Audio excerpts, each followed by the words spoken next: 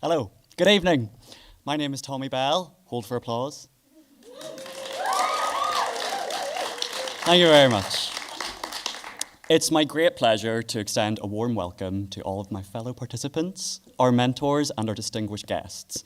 Now, I'd like to take this time to let you all know that you're in a theatre, so please turn off your phones. Thank you. Tonight we get to share with all of you and with one another all the work we've done throughout the whole summer.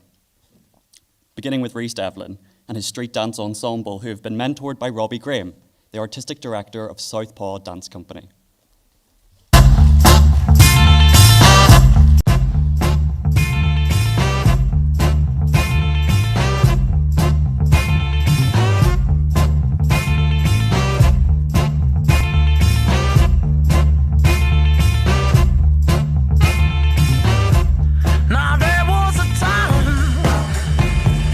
I just blew my pocket money on some new Jordans, feeling like a million on a sunny summer morning. I'll kick back, relax, see where the world takes me. I forget though, there's always one that's gonna hit me. Like up and down around, we go in circles. Oh, did I do that? We go in Urkel.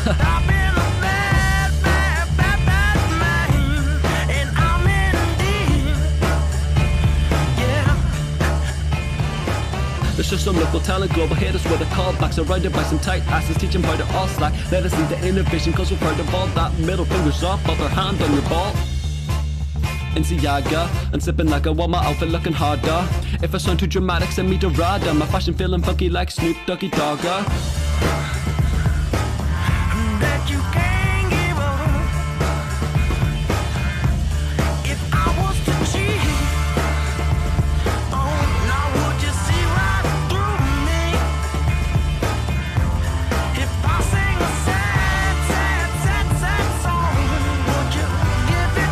Jamaica's never bending knee. We don't like to back down. My name is No Beef G, so how you like me now? How you like me now? How you like me now? How you like me now? How you like me now?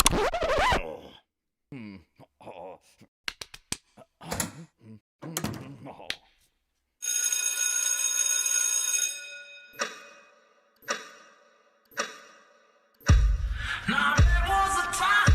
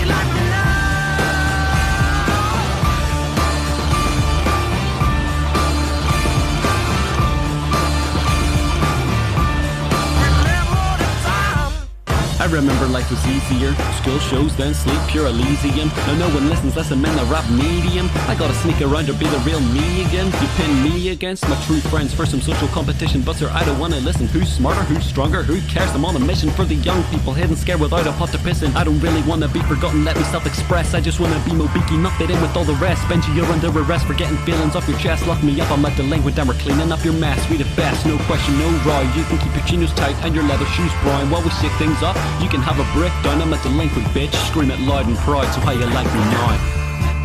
How you like me now? How you like me now? How you like me now? How you like me now? How you like me now? How you like me now? How you like me now?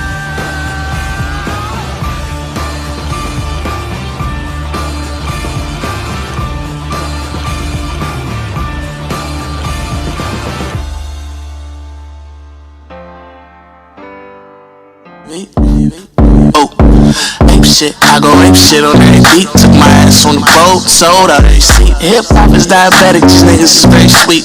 Need a steel cash grip, you finna bury me, cause I'm hard. H-A-R to the D, I'm the God. Listen to the Lord when he speak. Young so, no not super unique, but a double suplex. What I do to a beat, hey, hating on me, can't stop. I'ma take it to the top. I'ma take it to the top. I'ma take it to the top. Yeah, never gone broke, never gone broke. Never gone broke, never gone broke. Never gone broke, never gone broke. Never gone broke, never gone broke.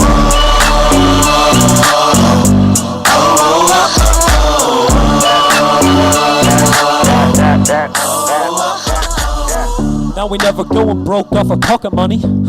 I mean, I laugh, but is it really funny? Daily, day to day, withdrawing deals with the devil, cause the shiny spare change is always keeping things sunny. We artists 21 to 25. You'll be calling us delinquents long as we're alive. We've been Reese, Sarah, Kira, Clodagh, Amo, Beaky. Let me hear you say delinquents if y'all can hear me like. Ain't on me, can't stop.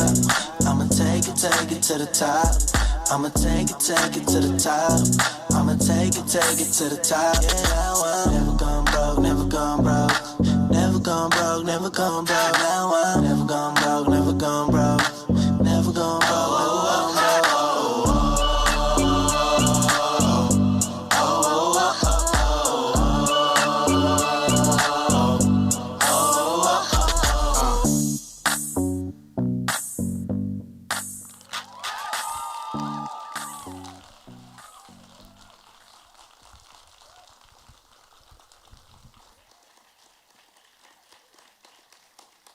Thank you, Reese, and Zara, and Benji, and Kira, and Clodagh.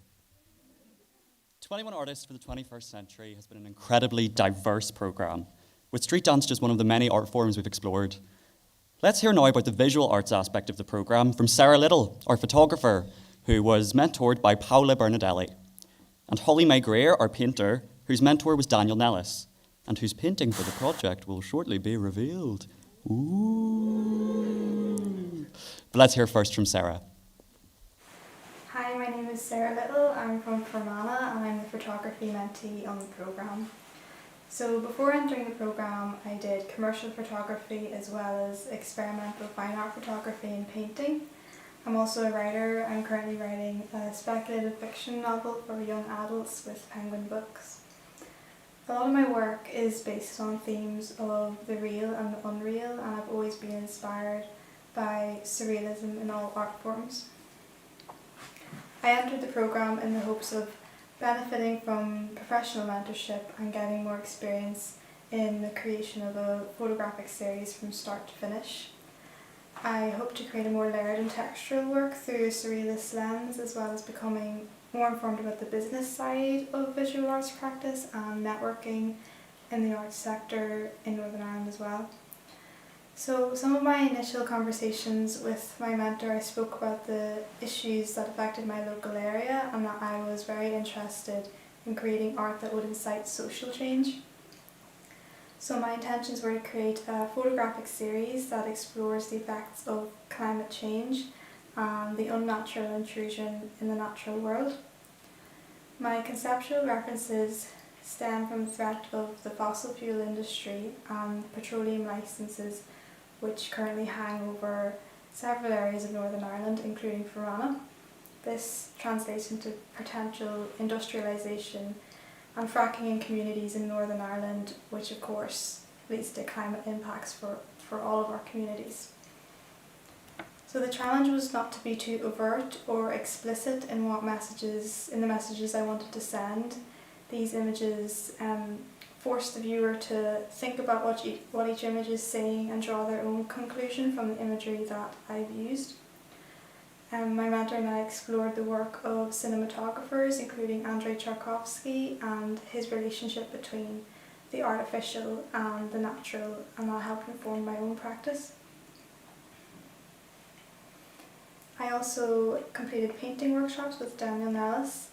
I found this very helpful in informing my images and photoshopping process.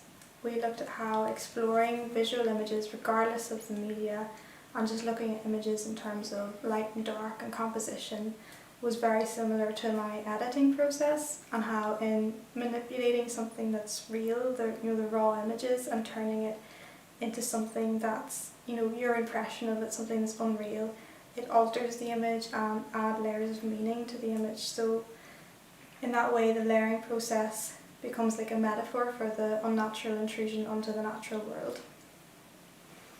So the seminars were very useful in developing my understanding of the business side of being an artist.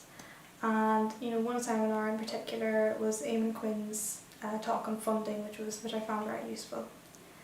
So my mentor helped me develop as an artist and learn to trust in my own perspective on my work, which is something that will really stand to me in the future, and I'm very thankful to have.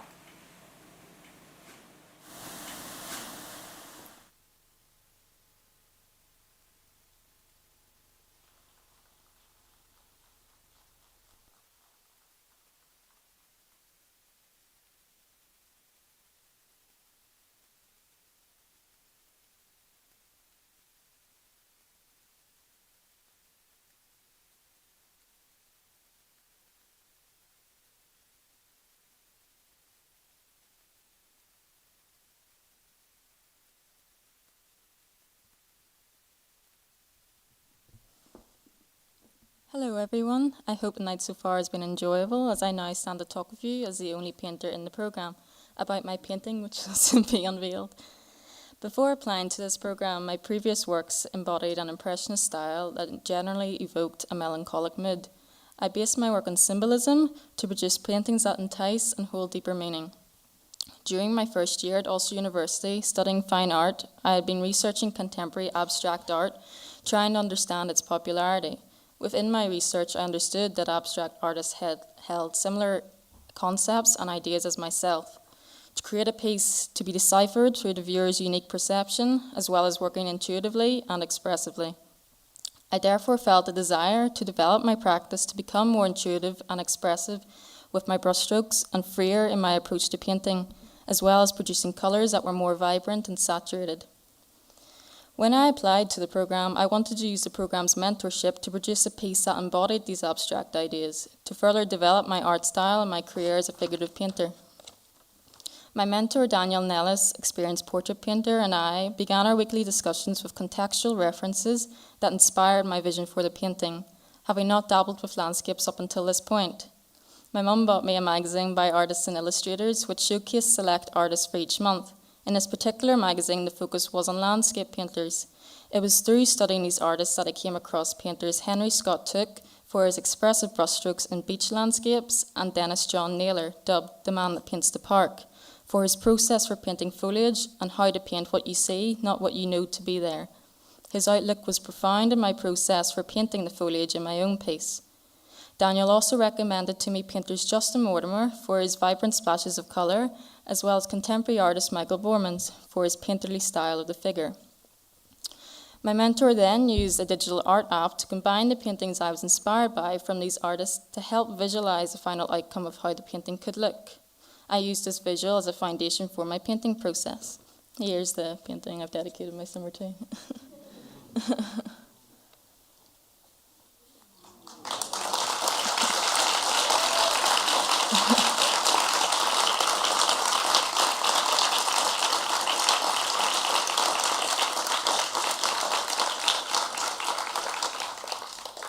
I chose this image of my 19-month-old daughter sitting in my family garden at home because to me it represented what I love about Northern Ireland. I love its landscapes and living in the countryside, especially where I've grown up in a small village of Grey Abbey. I feel that I have met my initial intentions that I brought with me when I first applied to the programme, and that I have become more expressive in my brush marks, as well as building up the necessary layers of paint to produce a warm and vibrant colour that embodies the warm mood of this piece, taken at the beginning of June this summer. I did not add as much detail as I have done so in previous paintings in order to lean towards a more contemporary style of intuitive-driven paintings. I have now made my mark in painting landscapes, which I found to be difficult at times due to my inexperience. However, I've really enjoyed it. To close, I would like to give my greatest thanks to my mentor, Daniel Nellis, and fellow painter, who was there every step of the way, helping me to reach my goals and always providing me with advice and support to carry this painting from start to finish. I'd also like to thank David Grand for accepting me as the only painter in Northern Ireland to be chosen to be put onto this programme. And lastly, my family and partner, who have supported me from when I first began this journey and who will continue to. I'm so grateful for this opportunity and how much it has aided my practice and future as a figurative painter.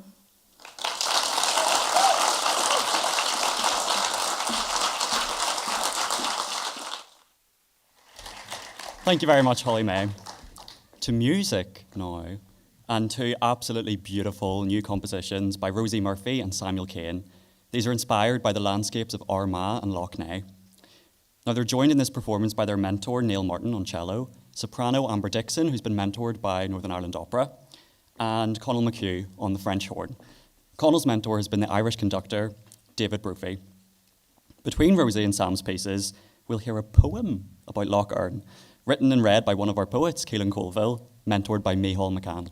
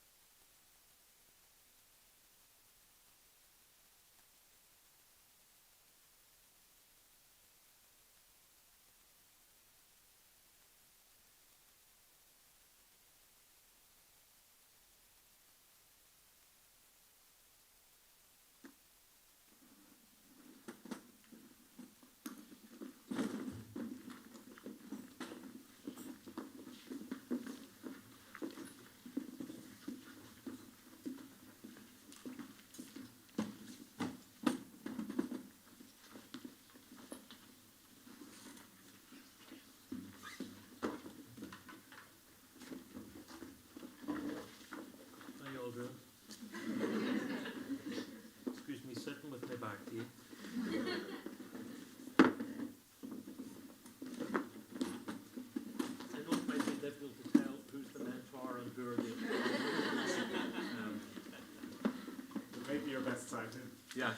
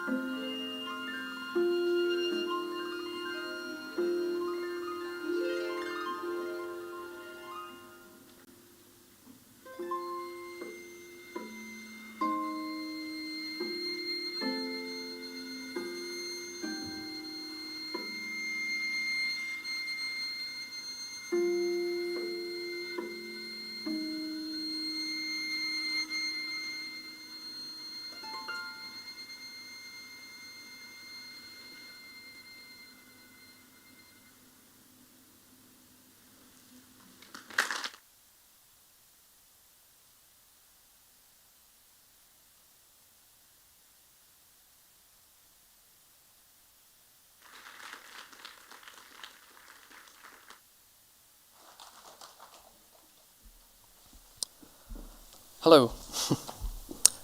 Despite living in Fermanagh for most of my life, writing about people and places and nature, it took me quite some time to write about the Lough Erne being a central part of Fermanagh on the landscape. My mentors, Nandi and Michal, kind of directed me in writing this poem, which proved to be quite difficult. This poem then is a kind of love letter to the ever-present power and beauty of the loch, taking in the mythology and even tragedy as a way of understanding myself and the world. This is Lough Erne. You are the endless current of my spiritualism, never far from where I am, whispering ancient secrets in your cold water music that I do not need to understand. It is the wonder of breathing you in, the embrace of your name, and your articulate wordlessness that defines you against all else. Your histories are made up of divine bodies, drowned, dissolved, death spawning new life in the water and land. Some say that the injured Kethlin swam to Enniskillen, succumbed to exhaustion, and became the island. And hiding behind Trasna sits Hare Krishna temple on Inishrath. Your waters are the home of the spirit in its many tongues. To think that you hold our hearts as we clasp our hands to pray or sit together to perform a song is alone a source of ecstasy. There are those you called to silence, too. They sleep on your riverbed. Their movements are the changing currents. I hear that some wait for their return, seeing no need to mourn. What becomes water cannot die. Thank you very much.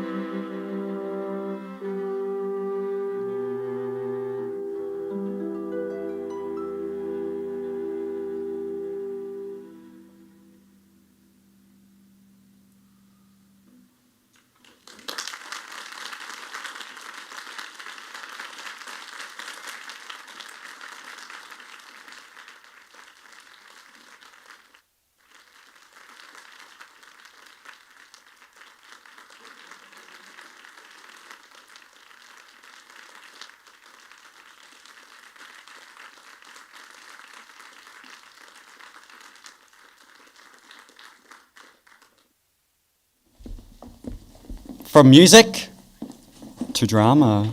Oh, the lights change just at the right time. Our directing mentee, Darcy Taylor, will now introduce our costume designer, Isaac O'Brien, and our 3 dramatists who have been competing to be the 21st artist on the programme.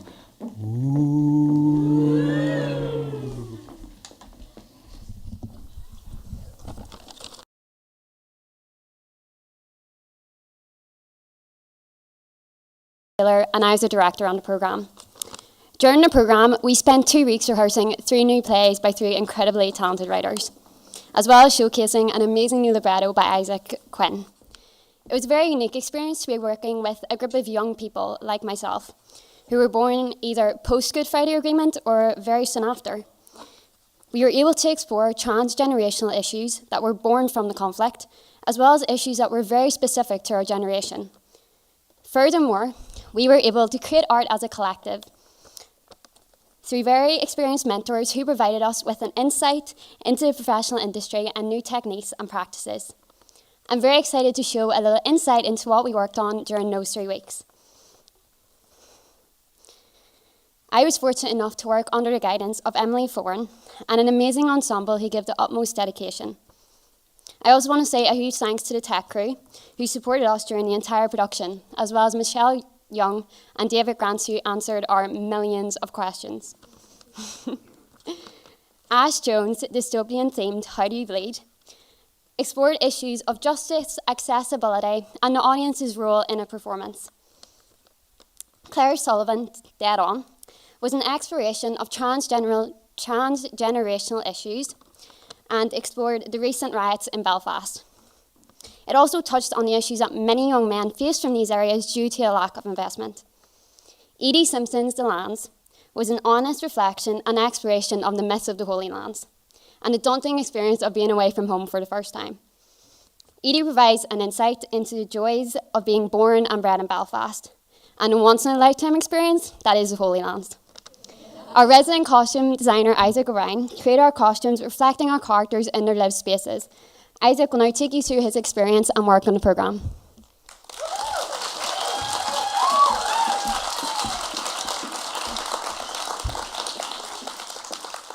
Hello.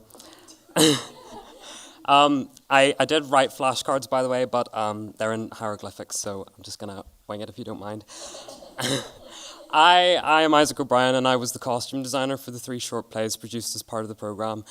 First of all, before I even begin thinking about costumes, I like to read the first drafts of each play and gain just a general knowledge of how many characters there'll be, if there'll be any costume changes, and just to get a general feel for the piece. I was fortunate enough to actually sit in on the script development week with the writers. It's often very rare that designers actually get to sit and see the writers face to face, so I got to sort of tease little bits of information out of them that I wouldn't have gotten just from reading the script alone. I sat in on the development sessions and did some mad scrollings, as you can see there. I probably couldn't even tell you what them said.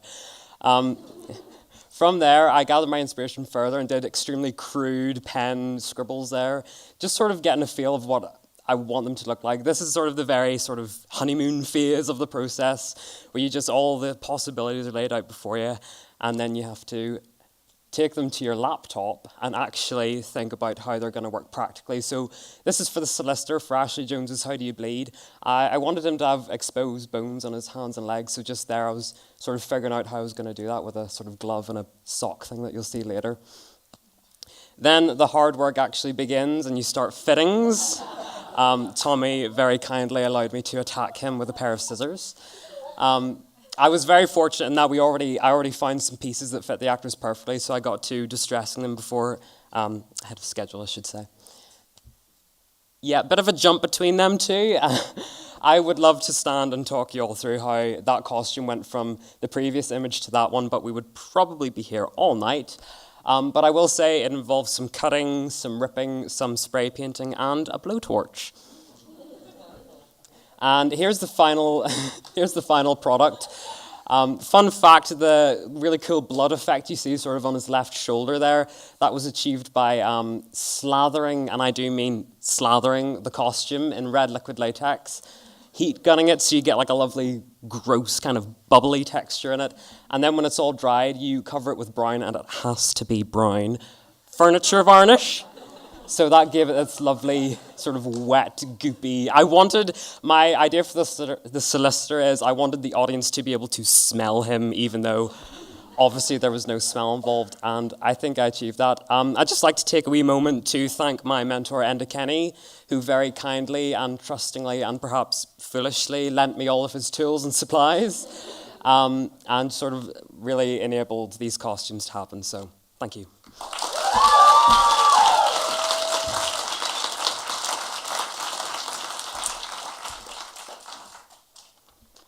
Hello. Due to my inordinate height, I have to adjust that. Hi. My name is Ashley Jones. My pronouns are she, her, or ash, air. Where am I on my thing? As part of the 21 Artists program, I wrote and developed the play How Do You Bleed, which comes from an interest that I have in using monsters to explore social issues. I had previously done this on a play called Good Morning Human, which explored media mistreatment of transgender people through the medium of vampires. In How Do You Bleed, I wanted to explore the idea of capitalist realism, the limits imposed on collective and individual imaginations by the systems of capitalism, borders, and states. I did this by writing a courtroom where the norms of pomp and etiquette are alien, but the soul of our current system, a spectre of our world, remains. An undead system built by and for zombies, but applied to the living. I wanted to highlight the cruel idiosyncrasies of this system by making it unintelligible, bringing on an audience member as the accused in court who cannot possibly know what is expected of them and is excluded from the assumptions of their system, just as many, including transgender people, are excluding from the one in our world. At the same time, I wanted it to be funny. It's little use representing these ideas without making them entertaining or engaging. Theatre should be accessible and inclusive, and I wanted to draw on the traditions of sketch comedy to make the play entertaining, but with something important to say at its core. This wouldn't have been possible without the direction of Emily Foran and Darcy Taylor, the costume and set design of Isaac O'Brien, and the sterling acting of Tommy Bell, Sophie McGibbon, and Anna Murphy, to whom I am indebted, along with everyone who has helped in the programme, especially the writing mentors, Owen and Rosemary. I hope you enjoy the clip whenever it happens. Thank you very much.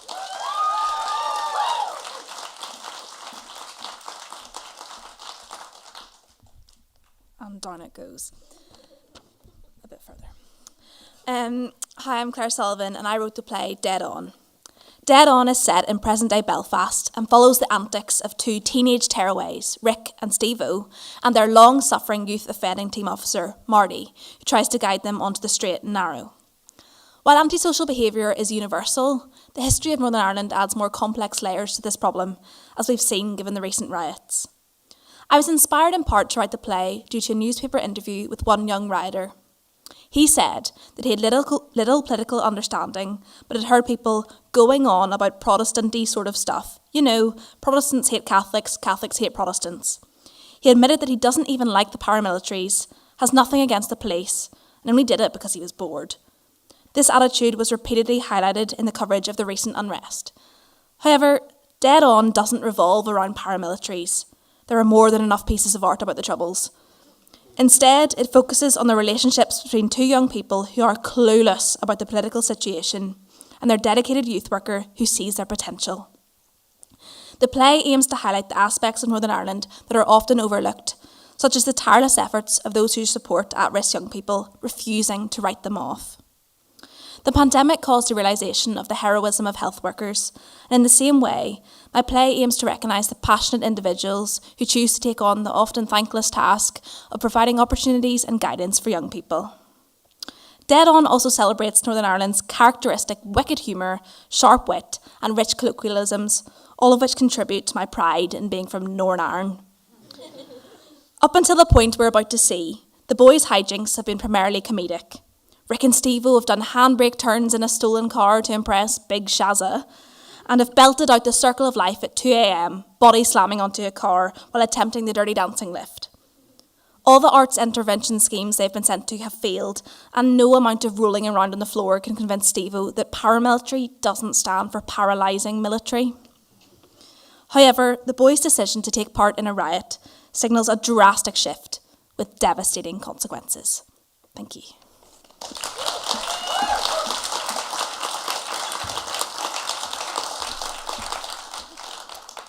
Hi, my name's Edie Simpson and I wrote a play about the Holy Lands.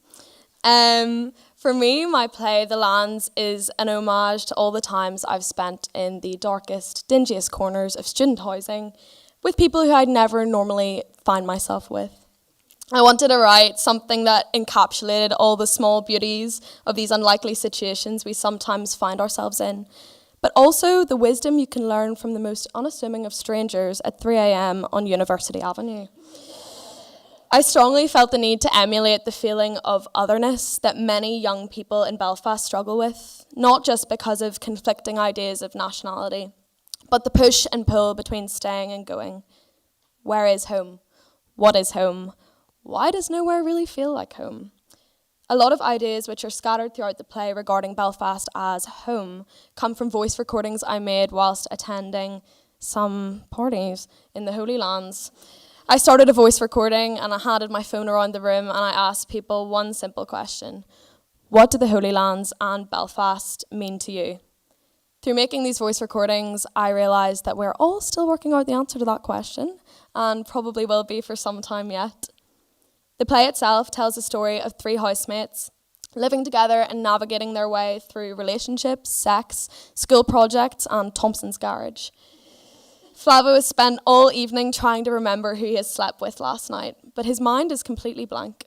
Finally, as Anna arrives downstairs, armed with an answer to their school project, it all comes flooding back to him.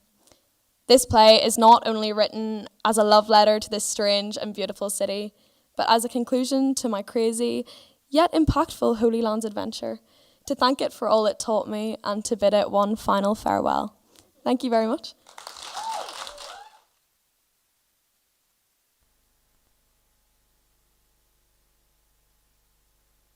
Very well, very well!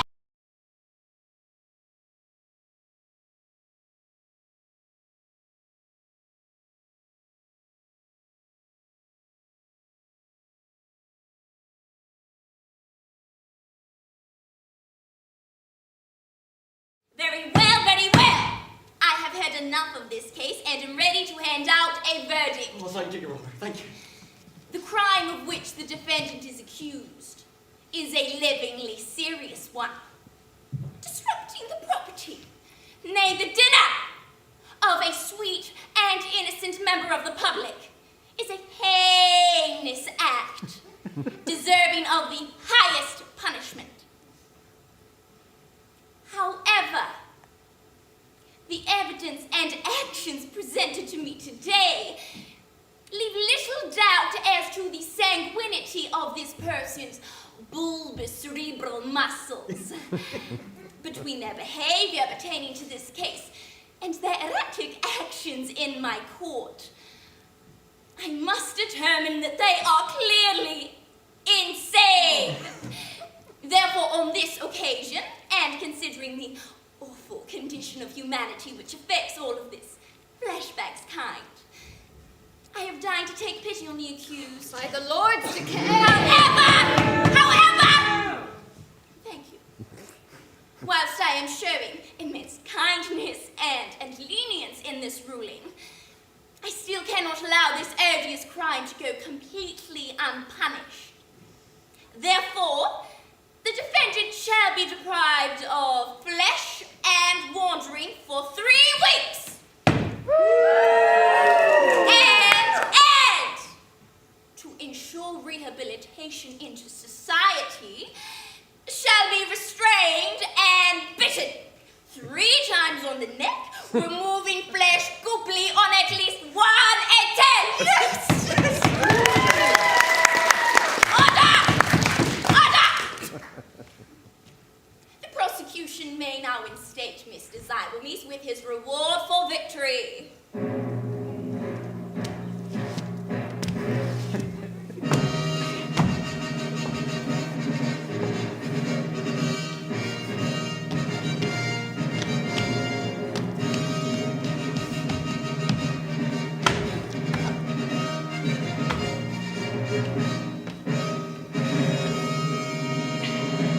Pleasure as always, Malcolm.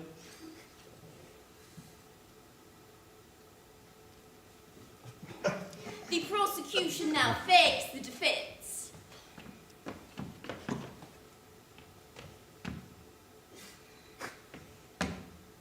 By the rot and the rags, I have now gained the notion Go on! that by winning this case you will get a promotion. Very good.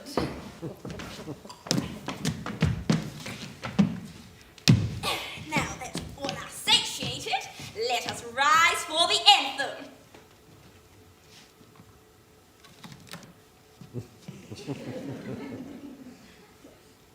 Well,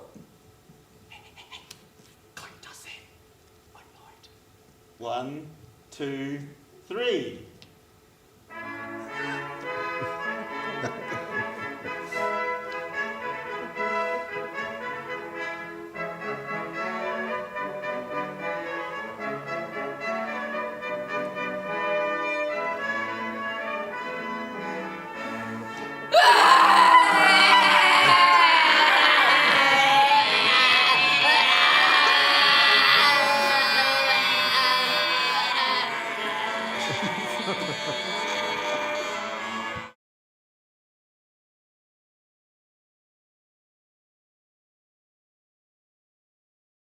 You didn't mean to make a petrol bomb.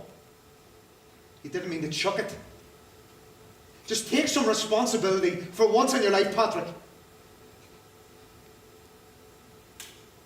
I've nothing left to say to you.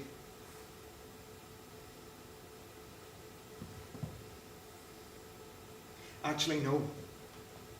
I need to know this. Was there anything I could have said that would have gotten through to you? Anything I could have done that would have stopped you?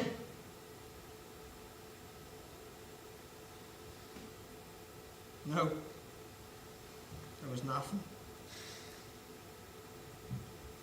I'm sorry, Maria.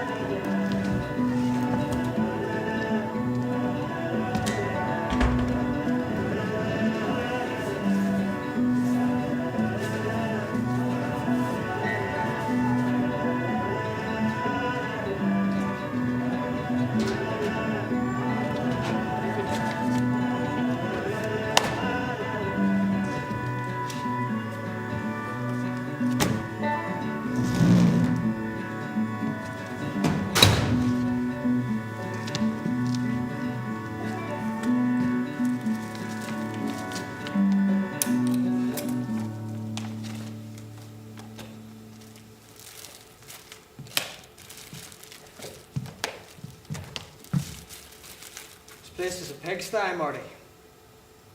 Rick? I didn't even know. Come in. Come here, mate. Oh, here, watch. Don't be creasing these. It took me a year to get them, like. What's this? CCA General Certificate of... You did your GCSEs? I know it was there, like. Oh, dear. You only got a B in biology. I assume you'll be doing a resit, or... This is seriously good, Rick. Well done, mate. Here, take a seat. Oh, wait, sorry. There's files. Wait for that. Nah. Yeah, go on ahead, sit down. Do you want a cup of tea? Biscuits? I think I've hobnobs around here. Steve used to.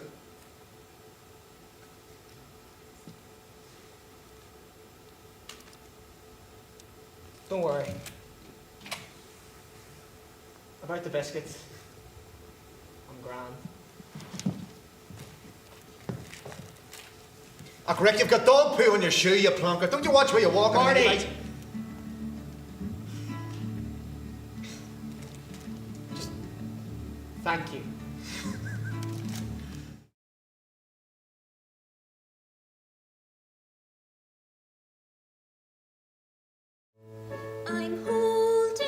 the burden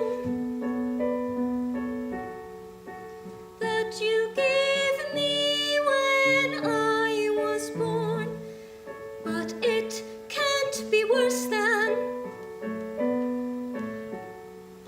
living under your constant scorn, where I'm never enough. I play too hard, too soft, too rough.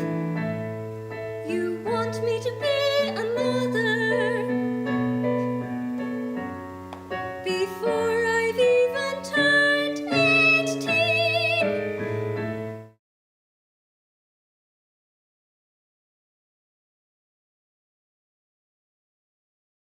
Oh, Maddie, I almost forgot I wrote an answer to that question. What question? Oh, we're doing a wee presentation about the Holy Lands and why it's a sacred place. Go on, Anna, tell. Here, Flav asked me the question.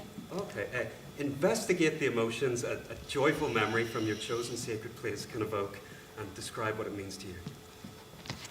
When first faced with this question, I didn't know what to say, because we're always taught to hate this city. From a young age, we're spoon-fed the words, I'm getting out of here one day, and we're spoon-fed them so many times that we start to believe them. But then I remembered all the things that make me love this strange wee place. I thought about the starlings and the shapes they make when they fly over the Albert Bridge into Belfast. I thought about our language, our slang, things that only make sense to us. I thought of bendy purple buses and the mountains and the weather, and how when we leave the house we always ask our friends if we're going to need a coat, as if they're going to be able to predict when it's going to rain. And the answer is it's always going to rain, but in a strangely beautiful way. The rain looks good on Belfast. I've always thought that. It can stay for a while longer. And I thought of the Holy Lands and you boys, and how nothing's perfect. But we try. We try our best for one another, and nobody's ever left behind. I thought of you, Maddie, how far you've come. You've made it during the big smoke now. Your mum would be so proud. And Flav, I don't know what to say. You don't have to rid the house of my spirit anymore, because I'm right here, and I meant every word I said last night. I love you. I do. I love you both. And I love Belfast, the Holy Lands, the sacred place to its bones. That was really beautiful. Thank you. Maddie? Jesus Christ, lads, I'm in fucking bits here. I'm glad you liked it. I fucking loved it. Well, lads, what do we think? Are the Holy Lands one of the most sacred places on earth, or what? Way on, Anna. No one calls this place the Holy Lands anymore. Oh yeah, according to Maddie, they're now known as the Lands. The Lands. I like it.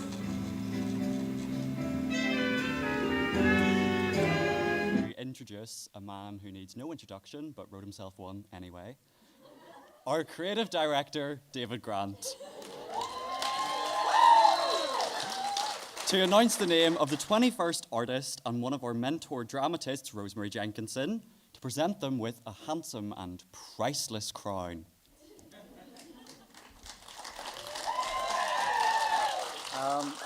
I'm going to encourage Rosemary to start her descent now so that she's not rushing, but I just take this opportunity just to say a few words of thanks. First of all, to Claire King and the Northern Ireland Office for supporting this programme. At a very basic level, at a time when artists have really suffered, and their livelihoods have been affected badly by the pandemic, this programme put more than £100,000 directly into the pockets of both the young artists involved and their professional mentors. And I do think, I hope you'll agree tonight, it was money well spent.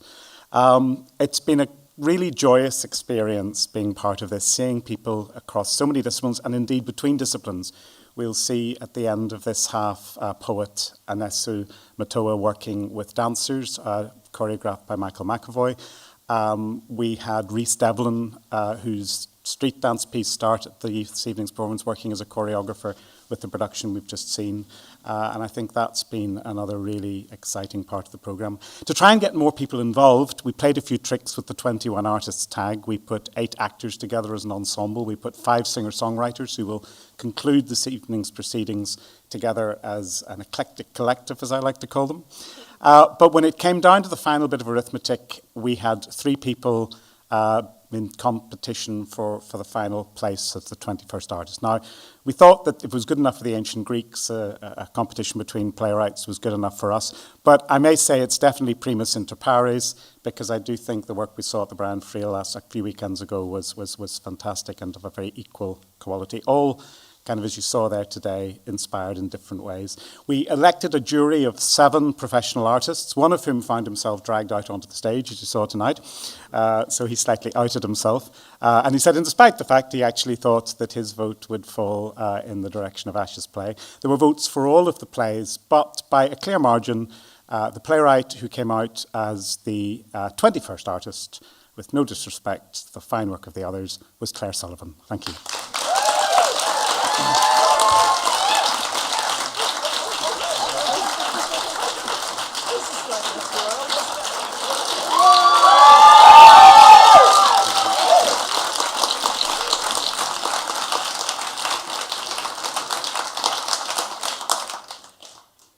Congratulations, Claire. She'll never take that off. Now, drama has just been one of the many forms of storytelling embraced by the 21 Artists programme. We're going to hear shortly from Marta McElduff, our graphic novelist, who's been mentored by Fiona MacDonald and Joe Campbell. But first, here's filmmaker Joanna McClurg, whose mentor was Ross White.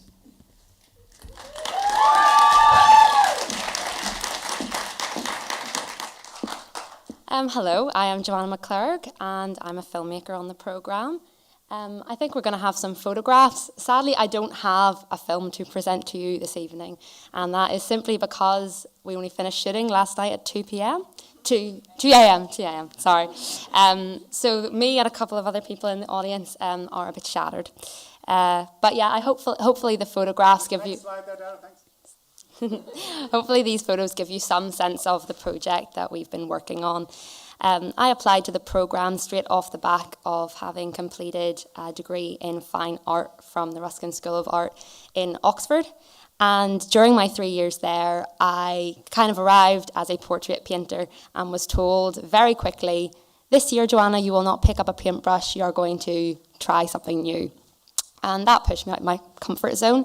And through that, I was able to find film and become very, very interested in the more experimental, artistic side of filmmaking.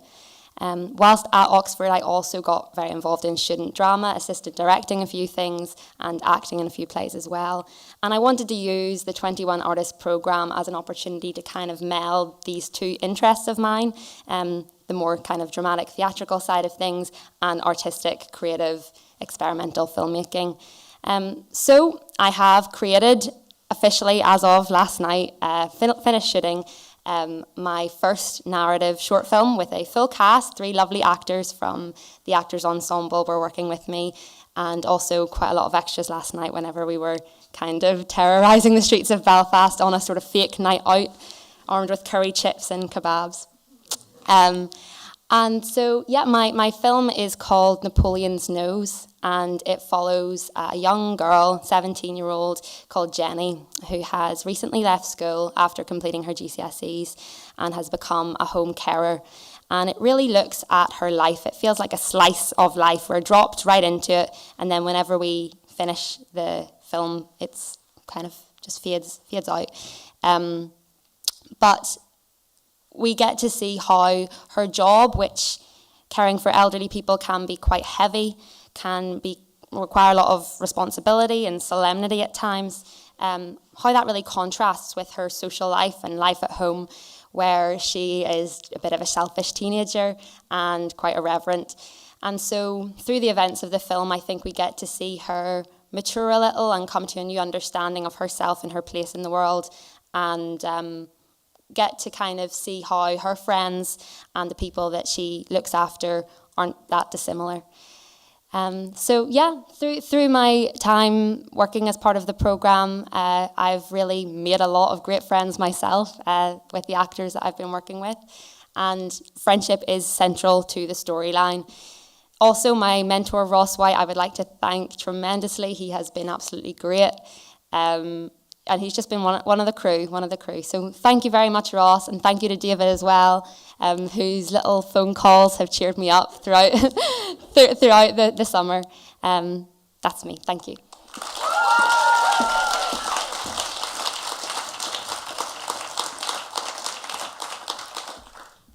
Hi, so I'm Marta. I've been working on a graphic novel for the past 5 weeks, and I guess I want to introduce you to my two characters of my graphic novel, here ever so pixelated.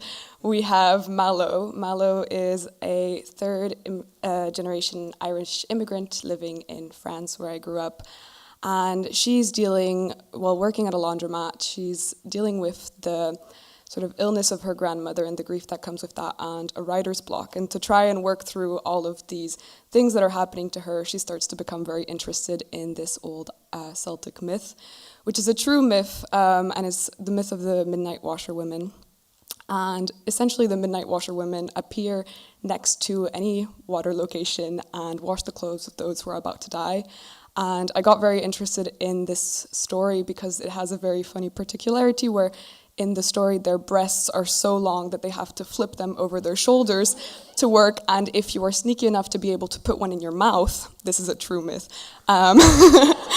you can save the life of someone who's about to die. And so Mallow sort of goes to different water locations at midnight, first to sort of try and work through her writer's block. And as her grandmother gets sicker and sicker, the hunt becomes a bit more grief-stricken and a bit more drastic. And our other character is Orla. As you can see, there's sort of different color schemes for both stories to differentiate them. And Orla is Mallow's grandmother, but we start way back when in her childhood in Ireland, at first in an orphanage, being sort of mistreated, and then being moved into the Magdalen laundries. And the reason I decided to, sorry, I missed one of the parts of what I wanted to say. Orla finds freedom in certain things by trying to escape on multiple occasions and sort of drawing comics about her own experience. And a lot of her story, or most of her story, is based on true testimonies by Magdalene survivors that I found on Justice for the Magdalene Research Organization website.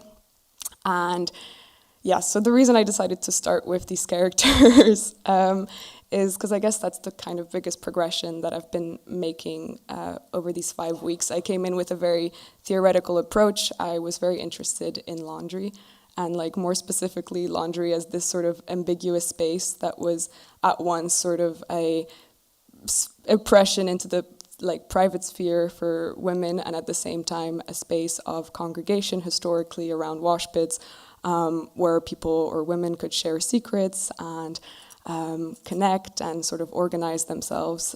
But through Mallow and Orla's stories that kind of evolved through these 5 weeks, it added elements of grief and friendship, and mostly the love between the two of them that just made it a bit more human. And I guess two other people that were very important to this were my mentors, Joe Campbell, who has so much experience in making comic books and just kind of walked me through and held me by my hand in the different stages of this, from research to writing to thumbnailing, sketching, everything. And then, of course, Fiona McDonnell, who I personally begged to have as my mentor. I was drawn to her images because they could tell such a powerful and kind of rich story in just one image, and I hoped to learn through that, and indeed I did, and she helped me through all of my little existential crisis while going through this. So yeah, that's basically it.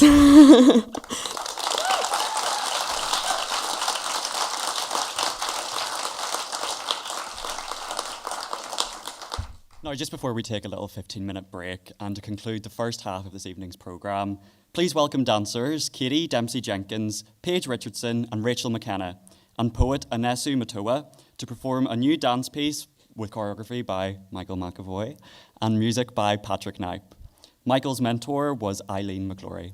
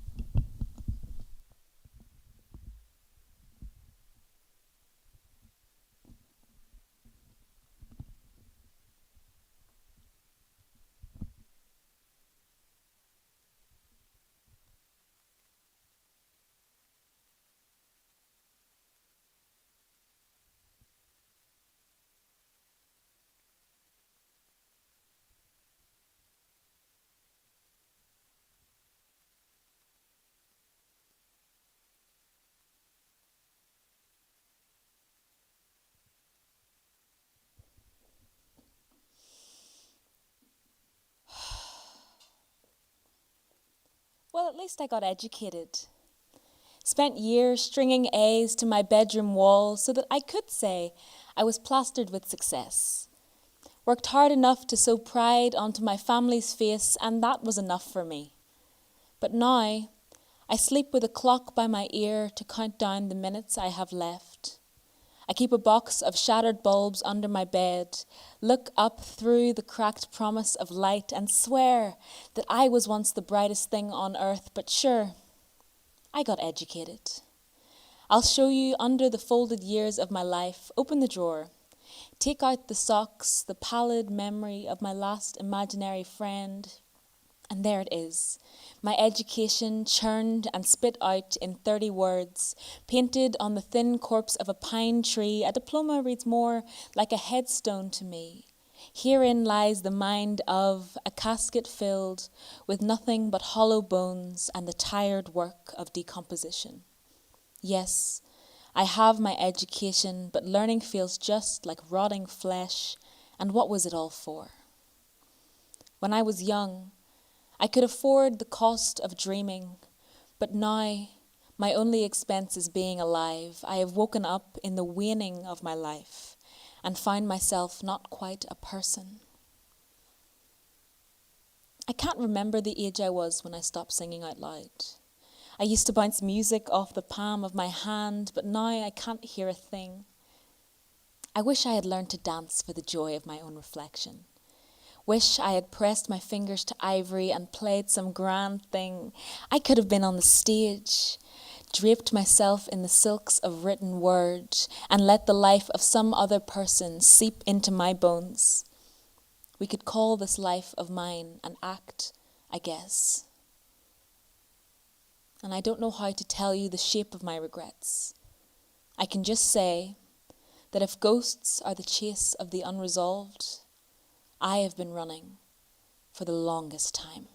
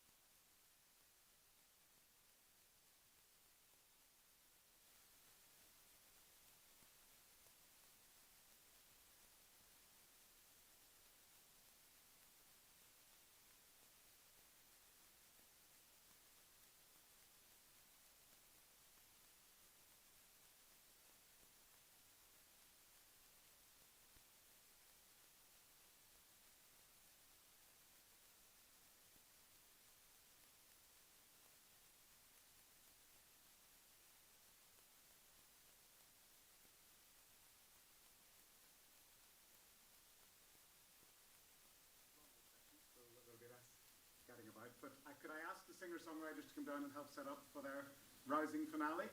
And the rest of you retire to the bar. We'll be starting again in about 15 minutes. Thank you.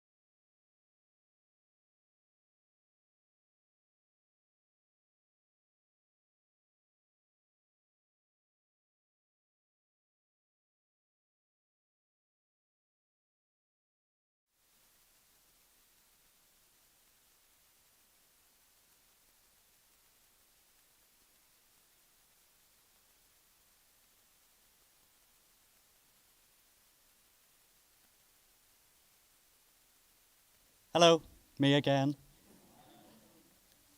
Welcome back. We're beginning the second half of our programme in the company of a storyteller, Lois Kennedy, who's been mentored by Nandi Jolette.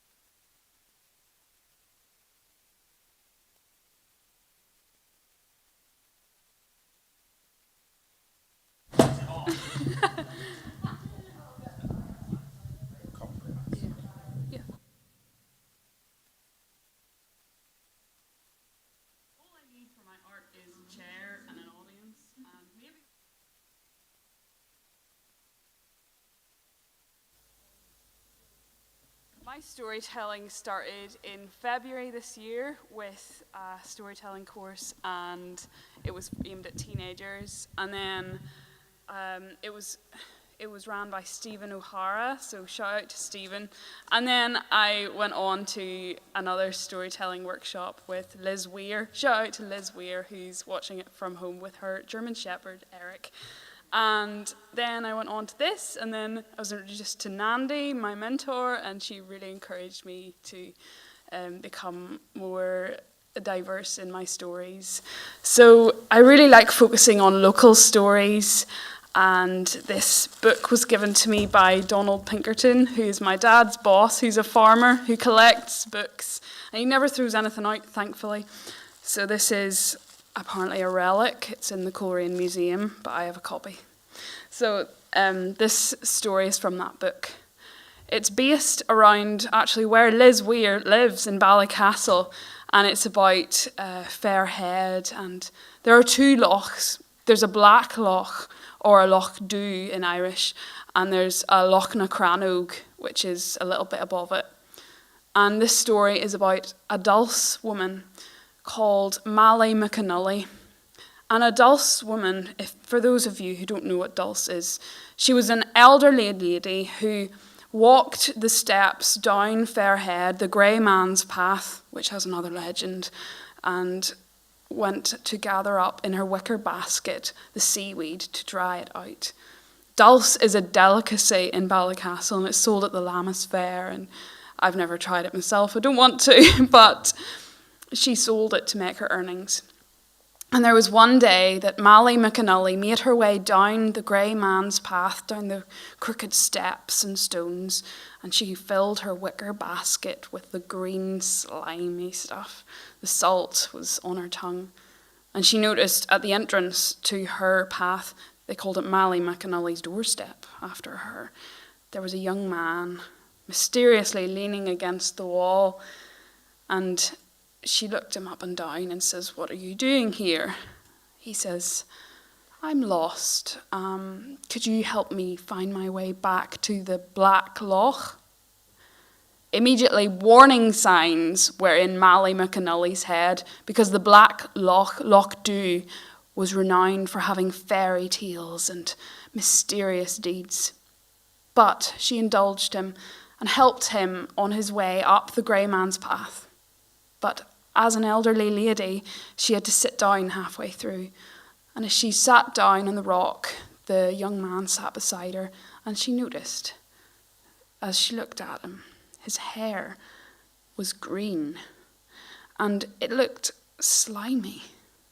She looked down at the wicker basket with her seaweed, and she couldn't find any difference between them. But she brushed it off, thinking it was only her imagination. She went on. And as they went to the top of Fairhead, she could see Rathlin in the distance and Ballycastle and all of these beautiful scenic sights. And she sat down to look at them. And the young man sat beside her. "I was a prince once," he says. And immediately warning bells were in her head, because she knew that there was a prince of Loch Dhu, and he was a dangerous man. But she sat there staring out at Rathlin, and he laid his head in her lap. She noticed his feet were hooved, and she had heard the stories from her grandmother and her grandfather, and she knew the Anachishka, the horse people of the Black Loch, and this prince was one of them, and he was lying in her lap, sleeping. Now, this elderly lady had her wits about her, so she took her wicker basket, put a blanket over it, and laid his head on it instead of her knee. And she briskly walked, old woman, don't run. Oh, she briskly walked all the way to her house in Ballycastle and locked the door. From the distance where she left him on Fairhead, she could hear a screeching sound as if a horse was in pain. And she knew it was the prince. She knew that he was angry because he didn't have a catch for the day to drag her down to the depths of Loch Dhu. And the town, it said, the whole Toonlan was filled with the neighings of this horseman the whole night, until he retired and slunk down into the depths of Loch Dhu once more. And that's the adventure of Mally McAnully. Thank you.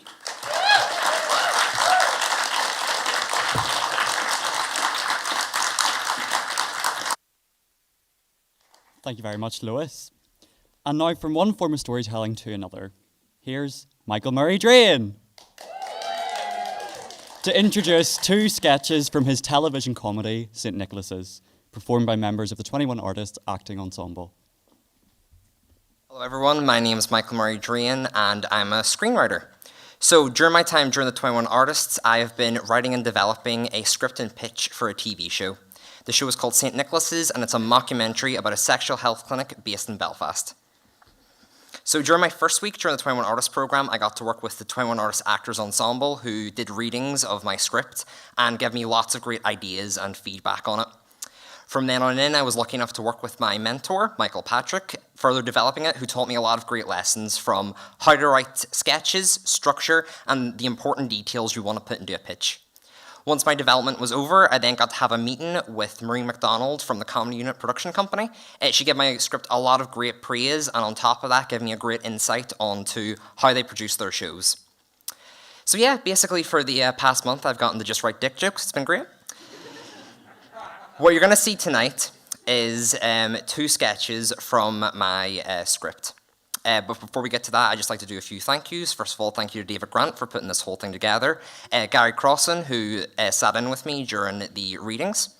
Marie MacDonald for taking the time out of her very busy schedule to meet up with me. And of course to my mentor, Michael Patrick, who gave me so much great insight and knowledge and just really took my writing to the next level. So, without further ado, here are two extracts from my script, St. Nicholas's.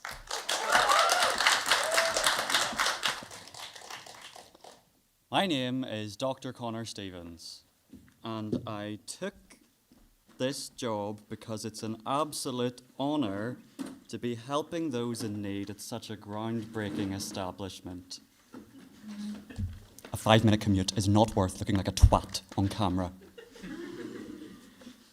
So, how can I help you both today? Well, my life is over. Well, I'm sure it's not that serious. It is. Ben and I went camping last week, and it was really cold, so we cuddled close together, and he... I blew my muck early. I'm sorry. I went all over the place. You ejaculated prematurely. Yes, and now I'm pregnant. Could you tell me exactly what happened?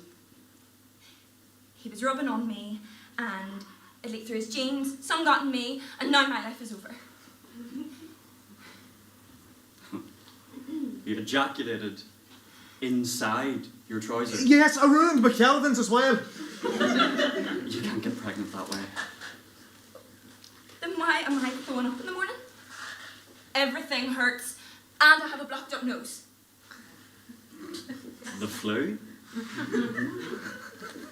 Look, here's some more information about proper forms of birth control. I know, before you ask, denim is not one of them.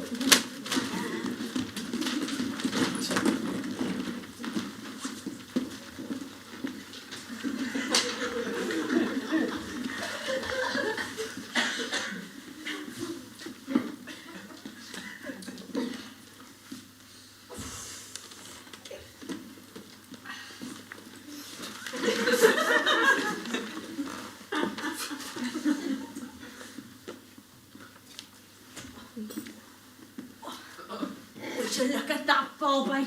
Oh, I tell you, there were days when me and you weren't all wrinkles and were just like hot Barney. Sorry, are you talking about us? Oh, sorry, love, we didn't mean to cry. It's just lovely seeing a young couple like yourselves so happy. Are you two together as well as work here, aye? Been together 45 years now. Don't know why she keeps me around. I don't know why I keep you around either. That is so sweet. So tell us, from one experienced couple to a new one, what's the secret?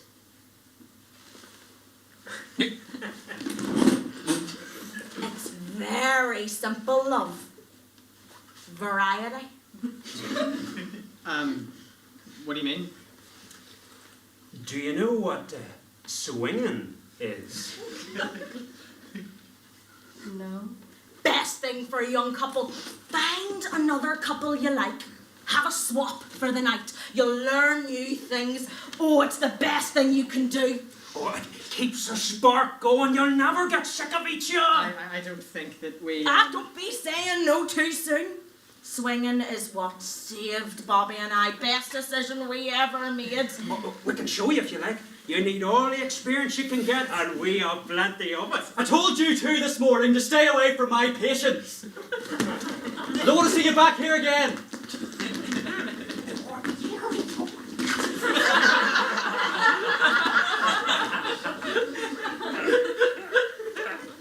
So sorry, I don't know what came over me. Where was I? Oh yes, from television comedy to cinema, and the first ever screening of Shay and Hannah, a film by Dean Conway, who's been mentored by Ross White of Floodlight Pictures.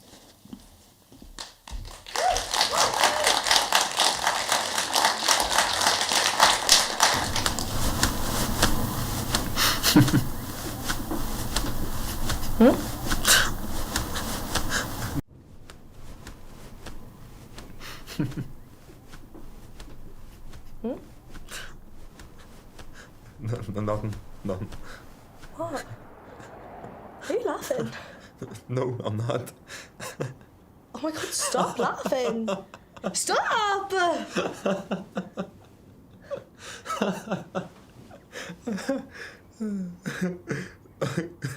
Close your mouth, you'll catch flies. No, I'm actually sorry. Fine. Wank yourself off then. No, right enough. I actually can't help it. Mm. It's like... Do you know when people laugh at funerals? Or like when people die? You laugh at funerals? No, I don't. But do you know what I mean? Like... involuntary reactions. Involuntarily laughing at shit you're not meant to laugh at. Do you think I come up the lagging in a bubble?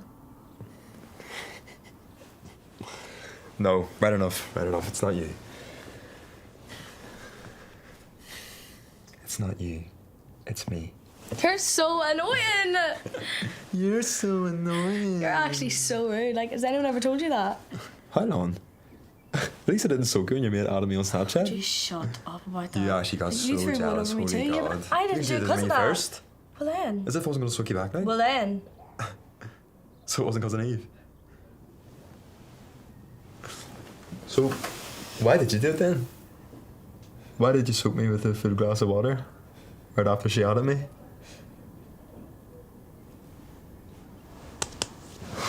So rude. Right enough though. What would you have done if I did ride someone else last night? If you read someone else? If I ended up in someone else's bed, aye? Awesome. I'm sure. Why? What if I went with someone else last night? Like who? Like Josh? If you read Josh, I wouldn't have even cared. Dead on, go John. No, honestly. See if you did get with Josh or any other guys. I wouldn't have cracked up or give off or anything. Like, I wouldn't have fell out with them over it. Sure, I could hardly blame them, like. I just would stop talking to you, probably. That sort of way. To be fair, I wouldn't like it if you had sex with one of my friends either.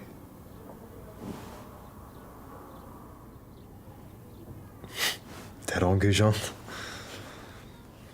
Leave steady anyway, so you have nothing Oh my to worry god, about. stop saying steady. Like, what even is that word? Steady means steady. At least I don't call people hot. Hot. You're hot. What's wrong with that? It's just the state of it, like, it sounds so American or something. Steady is something you would have said when you were like P7. Like, just say they're girlfriend and boyfriend or they're in a relationship. Oh, don't worry about it. You wouldn't get it. Only the people who've actually been steady before will understand. Oh, have you said wee fella? And your mouth's your dad, wee girl. So rude.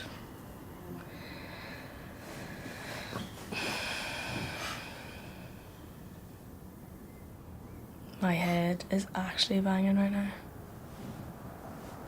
That's what happens when you sniff a load of cat. It's not even that. I just feel so tired, but literally can't sleep. Like, do you ever get like that after a night out? There's no point beating around the bush. What? It's because of me, isn't it? It's because I'm really good looking and really interesting. Fuck off! That's why I can't keep your eyes off me. Because you're afraid of missing some. It's actually because you won't stop talking, that's why. Because you're really loud and all you do is talk about yourself or slag me.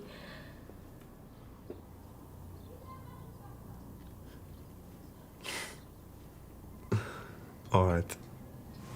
I'll fuck up.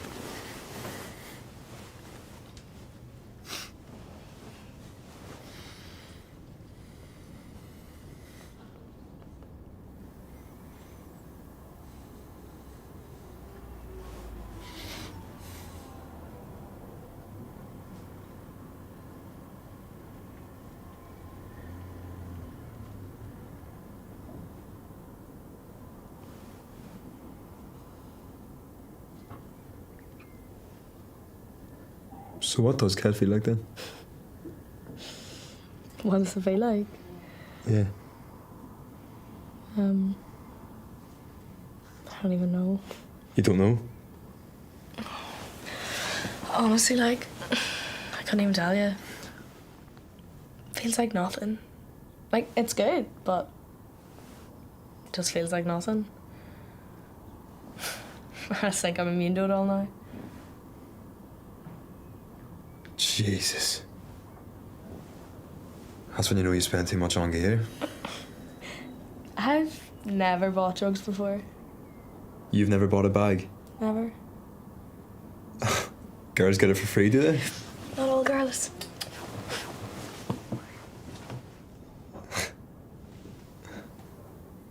You're a cunny fond, aren't you? I actually do regret doing that last night, though. Why? Do you have the fear? Yeah, obviously, like, I feel so bad. Sure, everyone does it, like. Like, literally. The older you get, the more you realise that everyone takes something, I think. Yeah, but it's never the time that I regret it. It's always the next day, right now, where I'm thinking, what the fuck? I could have died any second last night. You've died and gone to heaven. This is your wee druggy heaven. Sitting talking muck with me. What? You really know how to treat a girl right, don't you? Hey. Nice guys finish last. First you laugh when I can't make you come, and now you're calling me a druggie. I can't make you come out. No, but that's different. Hi. Because I told you I can't come without... Oh, God. I swear it's actually never happened before.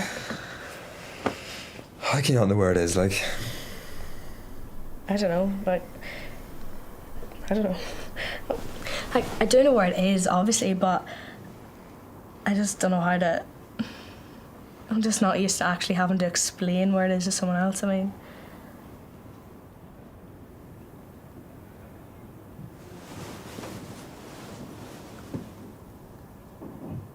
Do you think I came down the ban in a bubble? The ban? Yes, the ban. What's the ban? The ban. The river ban that you came down on in your bubble. It's the lagging. Oh my god, no, you actually get down the lagging in the bubble. Seriously, like... The ban. Will you give up about the band? That's priceless. I'd put that in our group chat, sorry. Get away, like.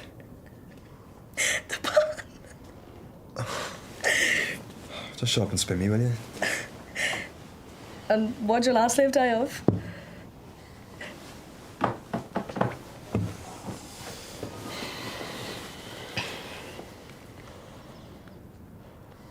Do you know how this works now? Oh my god, I have done this before, like. Because right now your class is the big spoon. No, but and I I'm have class spooned is the some little before, spoon. like, this 'cause is my first time doing this. You got your arms around me. See? Yes.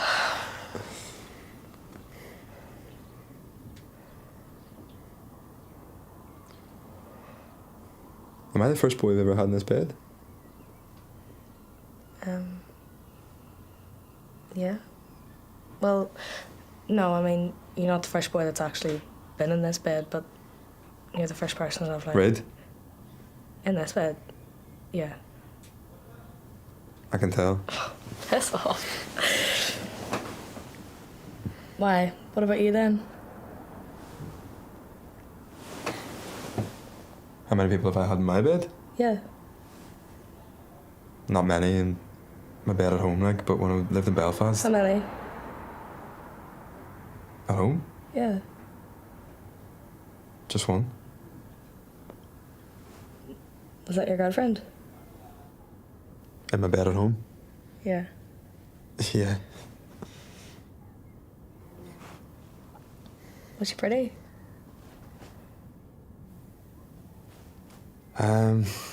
I guess, like. What was her name? You wouldn't know her. She wasn't from the bridge, like. Go on. Oh, you wouldn't even know. You wouldn't even know how to spell it. Please, can I look her up? No. Just let me see her, please. I've her blocked off everything, like, so I can't look her up or anything. Tell me her name. Please.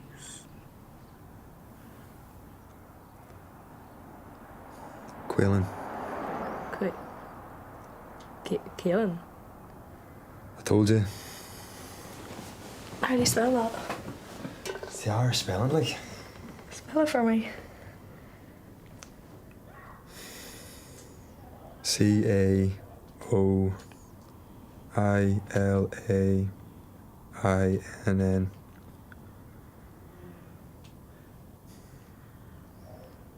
I don't want to see any photos or anything now. O'Neill. O'Neill, yeah.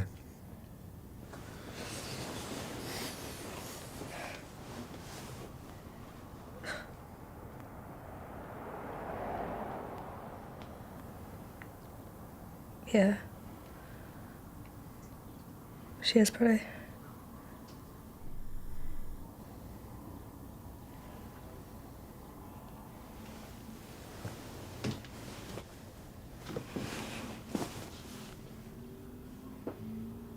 How long did you go for? Like 3 years maybe. 3 years on and off, different points. Shit. Yeah.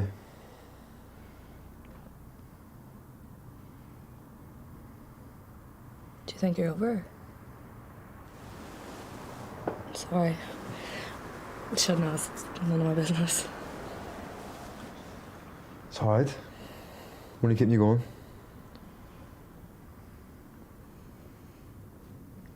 Yeah, I am over, like. 'Cause the person I still.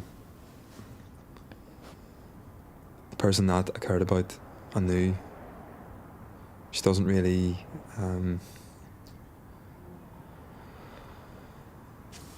She isn't really the same anymore.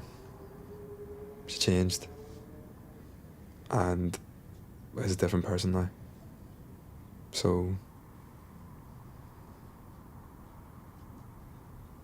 I'm over, yeah. Okay.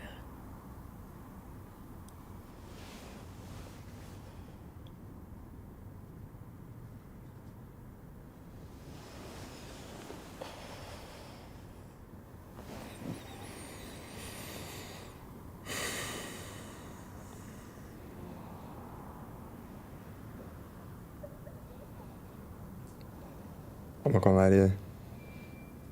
This is far better than sex. Really? I prefer being spooned more than it, honestly. That's fine. You're comfy too. You love it. Oh, you love it. You love it. You love it.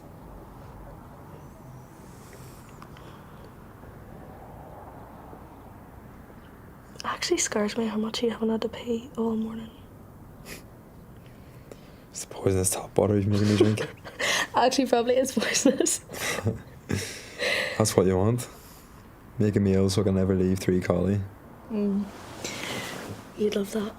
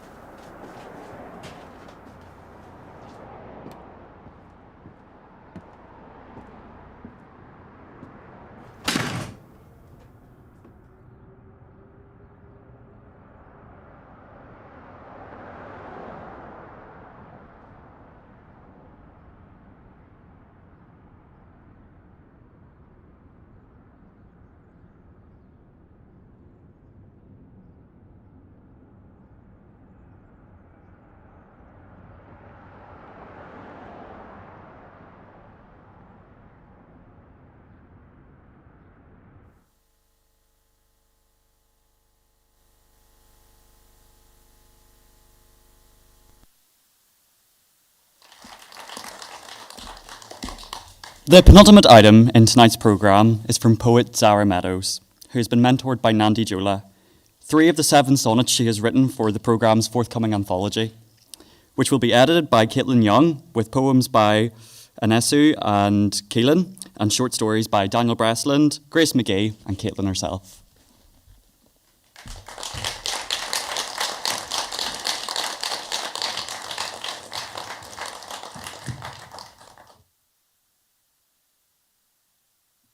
Hello. Before I read anything, I just want to say a massive well done to everybody tonight. That's all been absolutely phenomenal. It's been an absolute treat. You have done yourselves proud. Look, I'm originally from the Shankill in Belfast. That's where my mum is from, and she would say that the Shankill is the land of the chosen people. So I'm very lucky. I feel a lot of pride to be from there. When I was I was given the chance to write some poems for the centenary. My mind automatically went back to where I grew up, and I chose to do kind of a sonnet cycle. So I've written 7 sonnets, all coming off the back of each other, all about where I'm from. And I think as well it's important to remember like who's not in the room with us, who, because of their socioeconomic status or because of the lack of resources in working class communities in Northern Ireland, they can't access arts like we can, and I feel very fortunate that the circumstances of my life have led me up here. So these 3 sonnets come at the end of the cycle, and the whole thing is dedicated to like every wee lad I went to school with who found themselves in rough situations in their lives. And the whole thing is called Awful Like Your Man Shakespeare. Because it is, you know. This is the 5th one. Your holiday homes, your north coast, these luxuries will not be known to a wee lad on the Shankill estate who, straight in from school, struggles his white orchid of a skin fade into a Linfield shirt, shines his studs with a cupped lob of spit before baiting on down to Hammer Park. This place has a weird way of putting our lives. We call nice cars and even nicer girls after the middle of a broke egg, and we can nip down to the shop for a wee loaf of Vita. We've streets named after all sorts as well. Ormo means wee baby elms, and Sandy Row was said as such because its sandbags kept the city from a flood. That was yonks ago, but and sure, whose concern is it if we're all dry now? Not this wee lad. Boots labelling his ankles, his mare's last fiver cutting pathways in his pockets. One last fiver is a pathway in your pocket when every road you've turned down up to now has been a cul-de-sac. He swaps out the letter S for a dollar sign, forgets he's not in California and the Shankill isn't Compton, squiggles out some symbols, substituting his Christian name. His bedroom is a patchwork of paramilitaries. All his teddy bears are stuffed balaclavas, and the engine of his car is the oven, is the bath. In fact, there is no bath, and his granny's blitzed out stories about the toilet in the shed materialise like a house in the woods of a fairy tale. Poor kid, poor orphan, little huntsman, Jack trailed up the beanstalk of benefits. Wouldn't you like to know where he ends up? This poem is not a photo opportunity, nor is this one. You know, if there's one thing we can all agree to hate, it's the voice of the American documentarian pronouncing Tigers Bay as if it's the ring name of a wrestler. Haunting and dramatic instrumental as soundless young hoods chuck cans over tricolours in Lanark Way, the moon a golden cocktail of flame. An interview ending without a question being answered, and then another interview. A comment below the video announcing, "I want to adopt them," garners 2,000 likes. If there was a common prayer to put us past this, I would give it to a God who'd never made us. Sure, how can that exist? But tomorrow is a colour we are writing for ourselves. Thank you very much.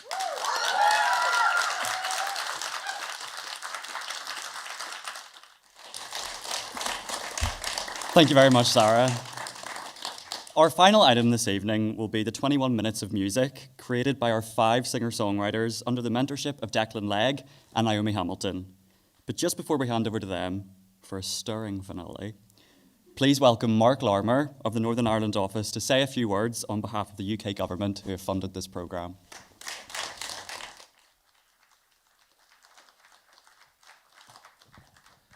Good evening, everyone.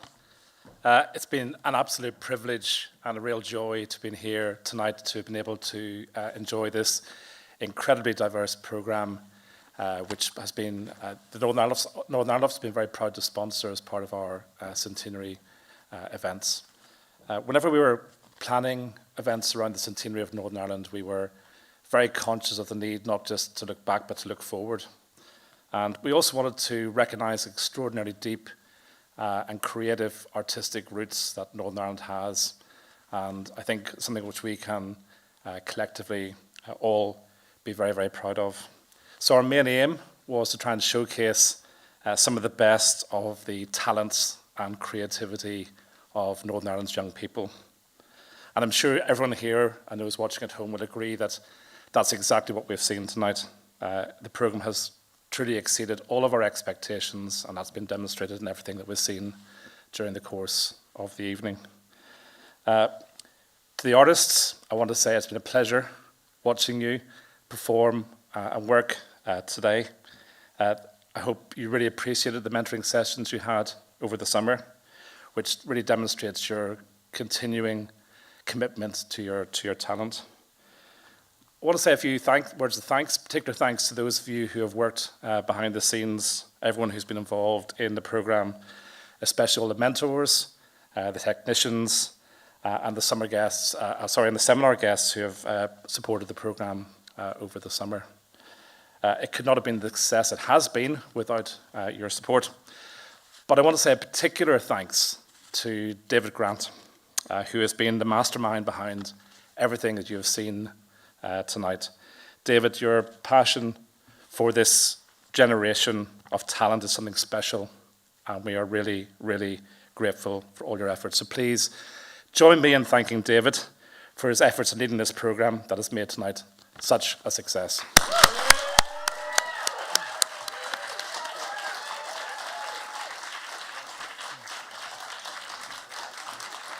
And we have a small gift for David.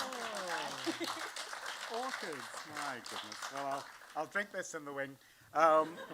Look, thanks again to Claire and to Rebecca as well, and the NIO who've done so much of the spade work. And thank you for your kind words, Mark, and for being here tonight. Thank you. So just to finish off, thanks again to everyone who's here tonight. Thanks to everyone who's watching at home on live stream, including Eric, the Alsatian. You should be incredibly proud of all of your artists. We look forward to the future contribution that they have to make to build on Northern Ireland's strong, creative and artistic depths. Thank you all and enjoy the rest of the evening.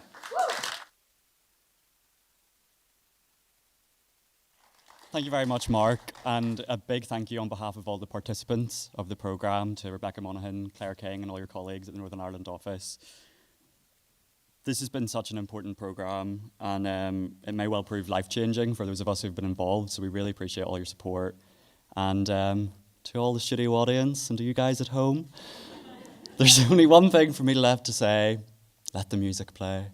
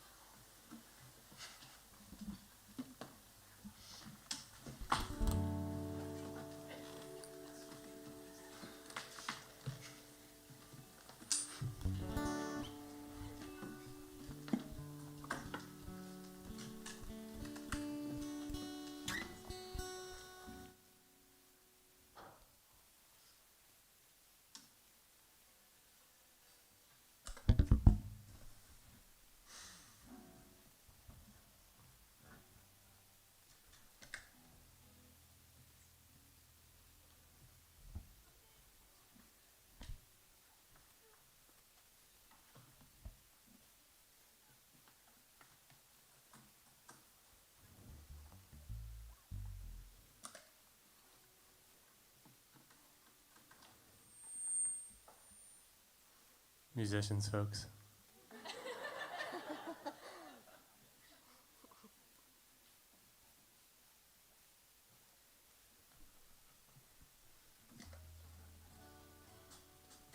Good to go? Yeah.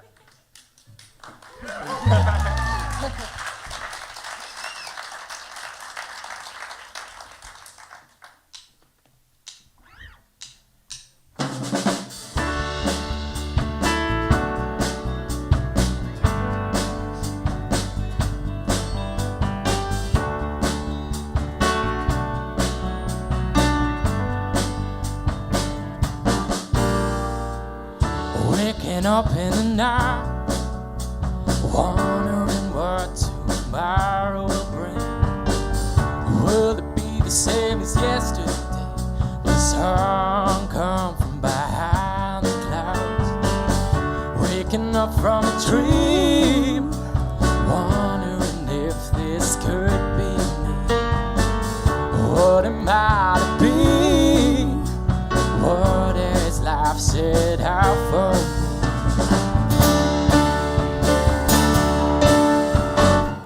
There ain't no use in trying to figure it out, it's just time. But every moment is a chance to start again. Every moment is a chance to start again.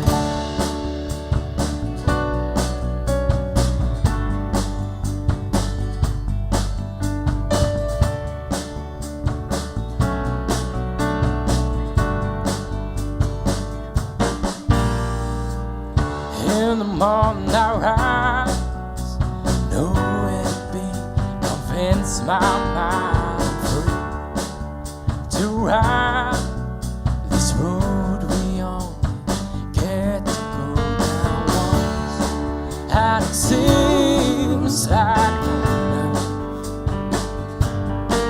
but there's time to ask the questions, but the answers you'll just have to wait.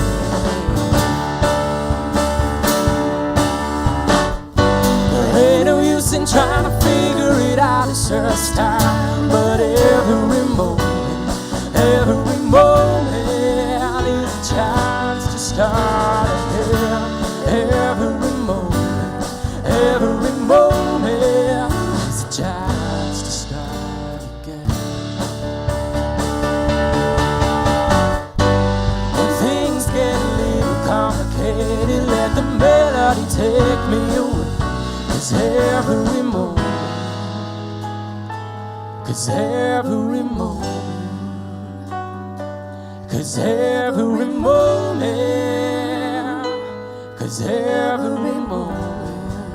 is a chance to start again.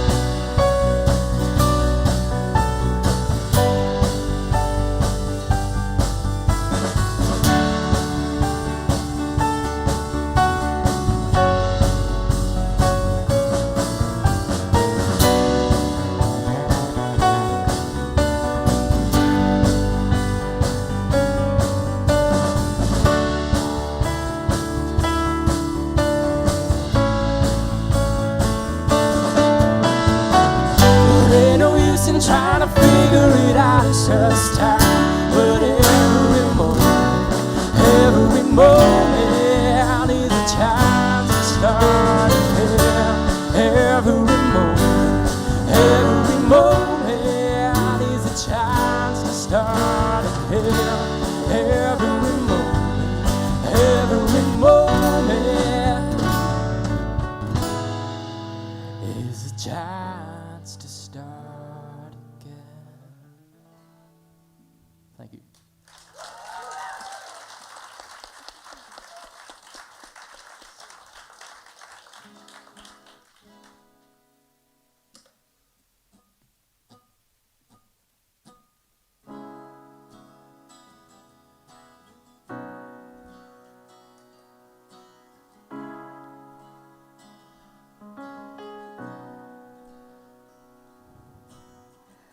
I was a stranger to the people who knew me the most. I was so distant concealed myself just like a ghost, and I couldn't see that I was too disconnected, too unattached, but yet so unaffected.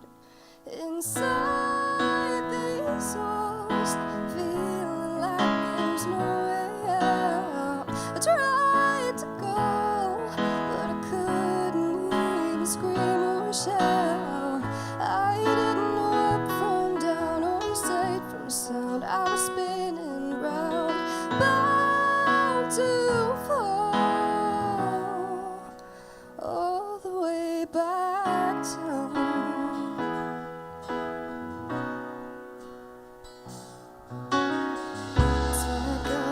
Here, but I was hidden away in plain sight. I disappeared and kept myself so far from the light, but I was in too deep. I got caught in the wreckage, and it was clear to see I could break any second. Inside these walls, I tried to go, but I couldn't even scream or shout. I didn't know up from down or safe from sound. I was spinning round, bound to fall all the way back down.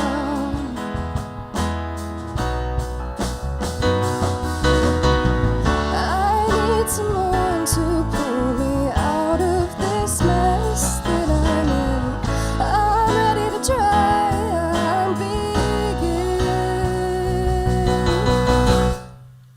Inside these walls, feel like there's no way out. I tried to go, but I couldn't even scream or shout. I didn't know up from down or safe from sound. I was spinning round, bound to fall all the way back down.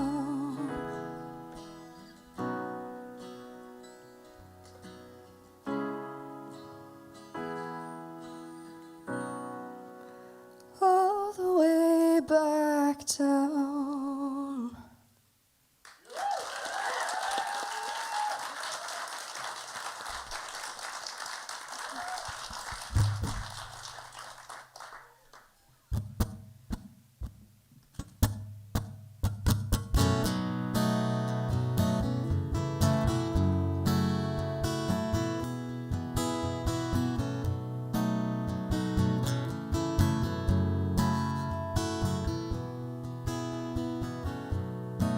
There's something in his eyes. You can tell he's seen his skies, and his world is coming down, and he's laughing with a frown. Oh, tattered sleeves and face, he's a darling grace, and his world is coming down, but he's laughing like a clown. And it breaks her heart, and it breaks your heart.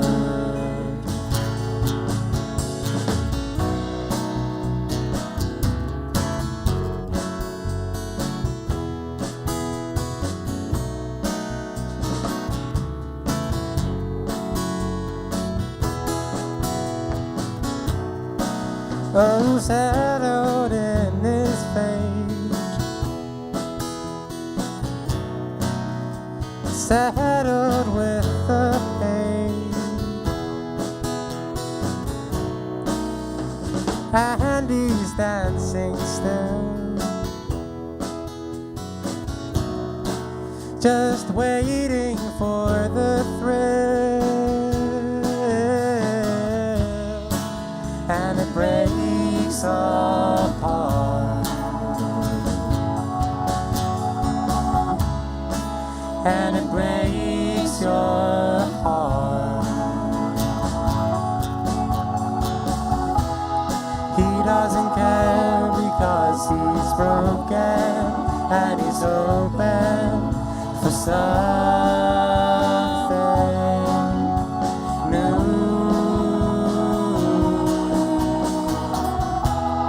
Soft words waiting to be spoken are a token for someone new.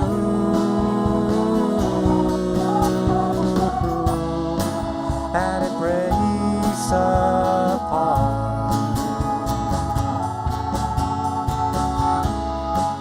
and it breaks your heart,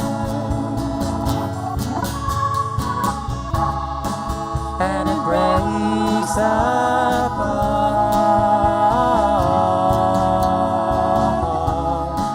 and it breaks your heart.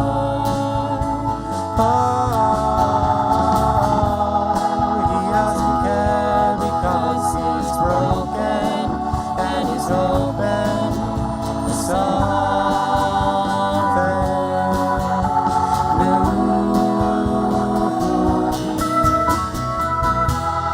Soft words waiting to be spoken are a token for something new.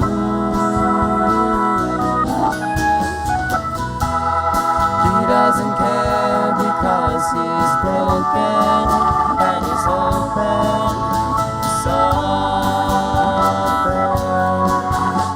new. Soft words waiting to be spoken are a token for someone new.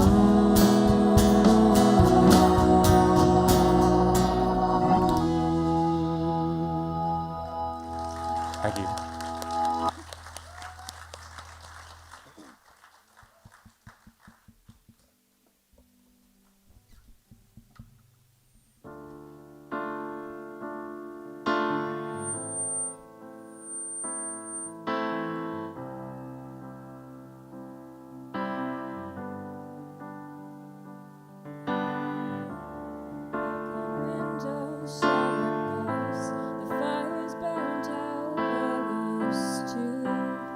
Sit and laugh about stories from the past. Left and locked the door ajar. I still hear the echo of your voice coming from afar.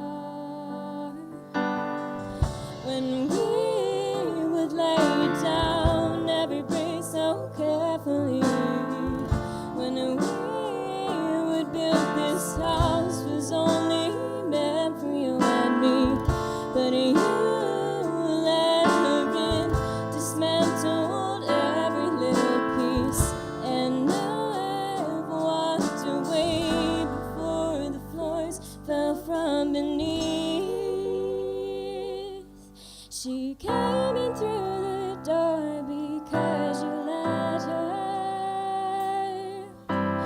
Turned in all these walls we'd built up meant to last forever. A shelter for us up against the weather.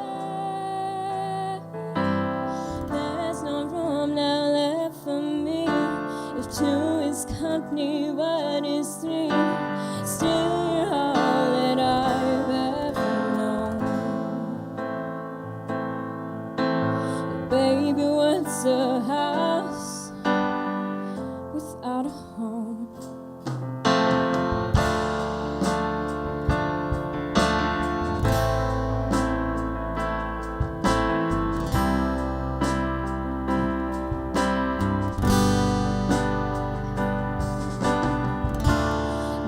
she lives here every day, rent-free in the place we made. It's getting a little crowded, by the way. This little house built just for two wasn't meant to work this way, 'cause now she's here. There's no way that I can stay. When we would lay down every brick so carefully, when we would build this house was only meant for you and me. But you let her in, dismantled every little piece, and now I've walked away before the floors fell from beneath. She came into the door because you let her. Tear down all these walls we built up, meant to last forever. A shelter for us up against the weather. There's no room now left for me. If two is company, what is three? Still you're all that I've ever known. Baby, what's a house without a home?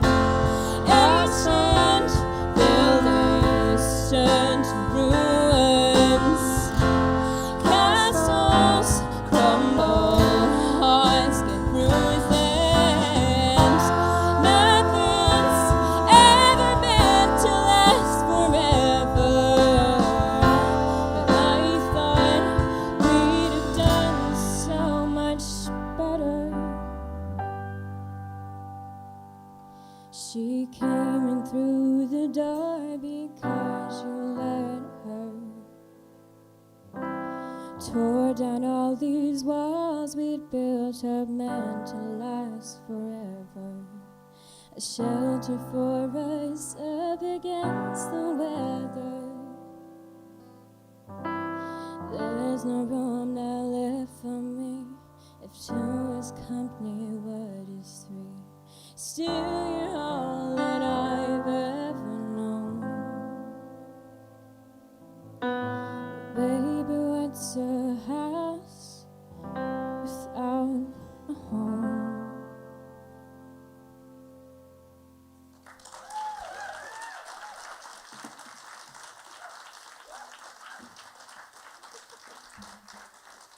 Okay, so yeah, this will be the last song, and I believe the last act of the evening. So we thought we'd say something before we parted. It's been amazing. You know, we've been so lucky to be chosen, to be shortlisted as part of this project. You know, we've just had a great time writing, recording, getting to know each other. You know, and this entire night's been great, inspiring some of the talent, all of the talent. We'd like to thank David, Michelle, and our mentors, Declan and Naomi. Just gave us a great experience. And yeah, this is our last song, and it's the last part of the evening, so I've got my egg shaker. And so this is, this is Charlie's song.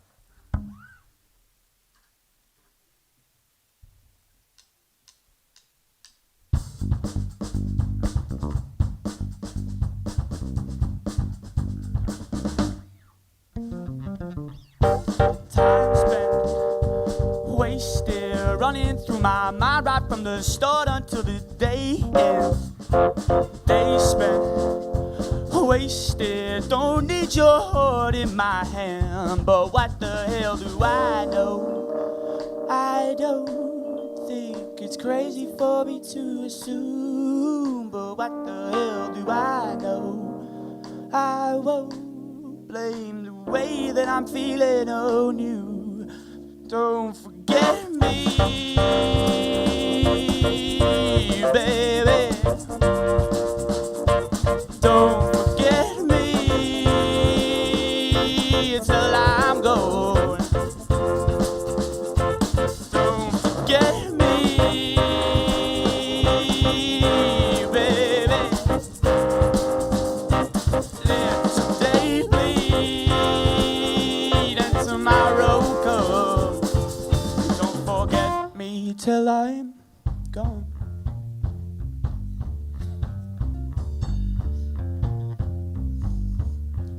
Well, I'm sick of being tired, sick and tired of that feeling, babe. It's always on my mind, sitting fine centerpiece, and then I say I'll be alright, but I'm lying, I don't mean it, girl. I hate to be that guy, but what the hell do I know? I don't think it's crazy for me to assume, but what the hell do I know? I don't blame the way that I'm feeling on you, but what the hell do I know? I don't think it's crazy for me to assume, but what the hell do I know? I won't blame the way that I'm feeling on you, but don't forget me.